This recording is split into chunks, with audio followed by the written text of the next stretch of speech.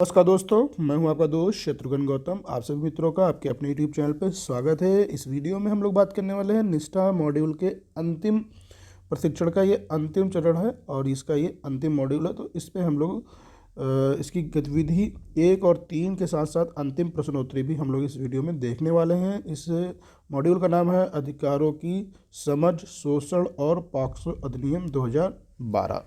तो ये आपका निष्ठा मॉड्यूल 18 है। जल्दी से शुरू कर लेते हैं। हमारे चैनल पर अगर पहली बार आए हैं तो प्लीज़ चैनल को सब्सक्राइब कर दें। बेल आइकन को अभी तक नहीं दबाया है तो जल्दी से दबा दें ताकि अन्य वीडियो का नोटिफिकेशन आपको मिल सके सबसे पहले। चलिए शुरू कर लेते हैं आज का वीडियो। गतिविधि 1, अधिकार बनाम आवश्यकताएं एवं इच्छाएं।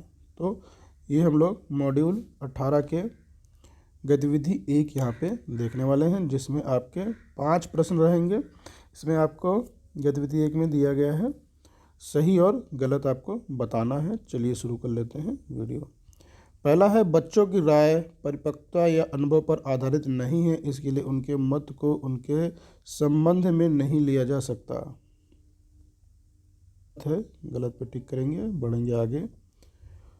अगला प्रश्न है, विकास के अधिकार में शामिल काम का अधिकार, मनोरंजन और संस्कृति का अधिकार है। जब हम एक बच्चे को साइकिल प्रदान करते हैं तो हम उस अधिकार को पूरा कर सकते हैं। तो ये आपका जो है सही है। सही पे टिक लगा के बढ़ेंगे आगे।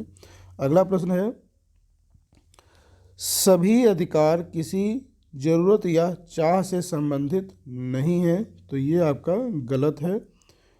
अगला प्रश्न है, बच्चों को जानने, खोजने और उन्हें दूसरों के साथ साझा करने का अधिकार है, कला और लिखने या किसी अन्य माध्यम से। तो ये आपका जो है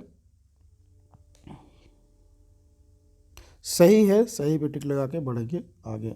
अगला प्रश्न है, अच्छा स्वास्थ्य, पीने के लिए स्वच्छ पानी, भोजन एवं स्वच्छ और सुरक्षित वातावरण का होना हमें सुरक्षित रहने के लिए जानकारी देता है, प्रत्येक बच्चे का अधिकार है। तो ये आपका सही है। इसके साथ आपने देखा आपके यहाँ पे 5 क्वेश्चंस में 5 आपने कंप्लीट किए हैं, एक भी बिना स्किप किए। चलिए अब सबमिट करके देख लेते हैं कितने सही होते हैं। तो आप देख सकते हैं यहाँ पे आपका स्कोर 5.5 हो चुका है। अगर कोई प्रश्न गलत हो जाता है तो रीडू पे जाके आप दोबारा से कर सकते हैं और उसके बाद यहाँ पे एग्जिट करके आप आगे या यहाँ से नेक्स्ट करके आगे बढ़ सकते हैं। इसके बाद हम लोग गतिविधि 3 पर आएंगे। आप समझ को जांचें। यहाँ पे कुछ प्रश्न रहेंगे जिनको आपको सही या गलत बताना है। चलिए शुरू कर लेते हैं। तो पहला प्रश्न है, एक वयस्क एक बच्चे को चीज़ें, उपहार, ध्यान और स्नेह, पैसा, मिठाई, खिलौने बाहर से ले जाना यौन शोषण की एक प्रक्रिया की शुरुआत हो सकती है। तो ये आपका सही है। इस पे आप सही पे टिक करके बढ़ेंगे आगे। एक उत्पीड़नकर्ता की पहचान के लिए कोई निश्चित संकेतन व्यवहार नहीं है। तो ये आपका जो है सही है। इसके साथ बढ़ेंगे आगे। अगला प्रश्न है, लैंगिक शोषण किसी भी बच्चे, उम्र, लिंग, जाति, आर्थिक और सामाजिक स्थिति में हो सकता है। तो ये भी सही है। अगला प्रश्न है, शोषण के बारे में कहानियां बनाते हैं। तो ये आपका बिल्कुल गलत है। जब भी कोई बच्चा आपसे लैंगिक शोषण के बारे में बात करता है तो यह महत्वपूर्ण है कि आप सूचना के सत्यापन के लिए कथित शोषणकर्ता से बात करें। तो ये गलत है। दुरुपयोग की रिपोर्ट करने के लिए तैयार नहीं है तो हम मदद नहीं कर सकते हैं। ये भी गलत है।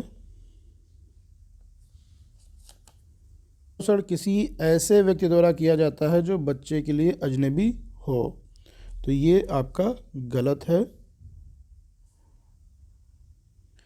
अगला प्रश्न है, यदि यौन क्रिया के दौरान बच्चा चिल्लाया या विरोध नहीं कर रहा है या पीछे नहीं धकेल रहा है या सहमति दे दी है तो यह समझा जा सकता है कि बच्चा उस कृत्य में रुचि रखता है। तो ये भी गलत है।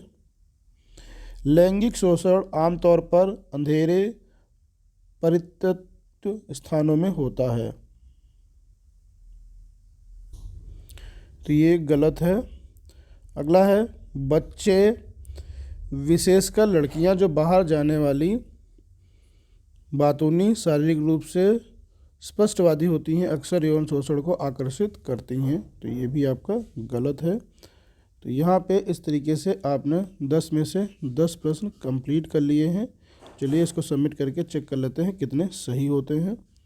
तो आप देख सकते हैं यहाँ पे आपके स्कोर 10 में 10 हो चुका है। अगर आपका कोई प्रश्न गलत हो जाता है तो यहाँ पे रीडो पे जाके आप इसको सही कर सकते हैं, और पूरे जब सही हो जाए तो यहाँ पे नेक्स्ट या एग्जिट आप कर सकते हैं।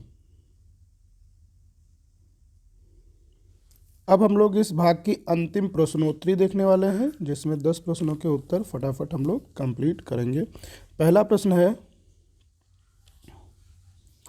एक शिक्षक उस बच्चे का समर्थन कैसे कर सकता है जो अपने लैंगिक शोषण के बारे में बात साझा कर रहा है? तो इसका आंसर होगा सहानुभूति के साथ बच्चे की बात सुने और बात करें। अगला प्रश्न है, बच्चा कौन है? कोई भी व्यक्ति। तो यहाँ पे आपको होगा जो 18 वर्ष की आयु से कम हो। इस पर आप क्लिक करके बढ़ेंगे आगे। अगला प्रश्न है, की जानी चाहिए जब। तो यहाँ पे आपका क्वेश्चन, इसका सही आंसर होगा सभी परिस्थितियों में जैसे ही इसके बारे में पता चले। अगला प्रश्न है, बाल लैंगिक शोषण खाली जगह से होता है। तो यहाँ पे आपका लड़के और लड़कियाँ दोनों के साथ ही होता है। तो इस पर क्लिक करके आप बढ़ेंगे आगे। अगला प्रश्न है, बाल लैंगिक शोषण हो सकता है क्योंकि कारणों का अनुमान नहीं लगाया जा सकता है। इस पर क्लिक करके बढ़ेंगे आगे। अगला प्रश्न है, कौन सा अधिनियम बाल शोषण अपराधी को दंडित करने के लिए विशेष कानून है? तो यहाँ पे आपका जो सही आंसर है वो पॉक्सो अधिनियम 2012 है। इसके बाद है, कृत्य कब एक गुरुतर अपराध बन जाता है? व्यक्ति विश्वास या अधिकार की स्थिति में हो, कृत्य उसके द्वारा किया गया हो। अगला प्रश्न है, उत्तरजीविता अधिकार में शामिल है। तो यहाँ पे आपका भोजन, कपड़ा और आश्रय ये आएगा चौथा ऑप्शन। अगला प्रश्न है, अगर आपको बच्चे के साथ हुए किसी भी लैंगिक अपराध के बारे में पता चलता है तो आप किसे रिपोर्ट करेंगे? तो यहाँ पे आंसर होगा पहला पुलिस या SJPU।